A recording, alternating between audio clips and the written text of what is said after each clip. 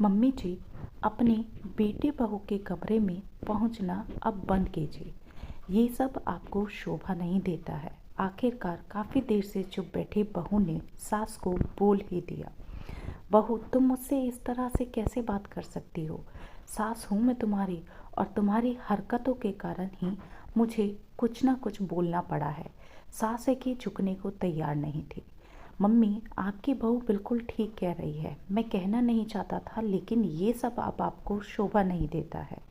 आखिर अब बेटे ने भी सास को टोक दिया।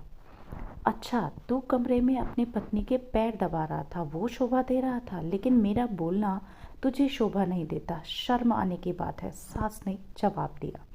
सुनकर बेटा बहू दोनों हैरान रह गए। मम्मी जी, आपको कैसे पता चला कि मेरे पति मेरे पैर दबा रहे थे? बहू ने अचानक सवाल किया।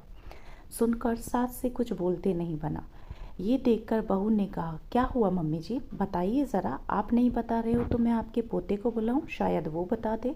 ये क्या कह रही हो भला? प्रिंस को कैसे पता? पति ने हैरानी से पूछा। मम्मी जी उससे हमारी सारी बातें जानने के लिए रोज़ चॉकलेट का लालच देती है। यकीन ना हो तो मम्मी जी से पूछ लो। बेटा हैरान होकर मम्मी की तरफ देखने लगा। तभी बेटे ने अपने बेटे को बुलाने के लिए कमरे की तरफ मुंह फेरा ही था कि माँ बोली, इसमें गलत क्या है? घर में क्या चल रहा है मुझे पता होना चाहिए। बस मम्मी, अपनी गंदी सोच हमारे बेटे पर थोपने की ज़रूरत नहीं है। शर्म आने की बात है। आप अपने पोते को क्या सिखा रही हैं? आप चॉकलेट का लालच देकर बच्चे से कमरे की बात जान रही है।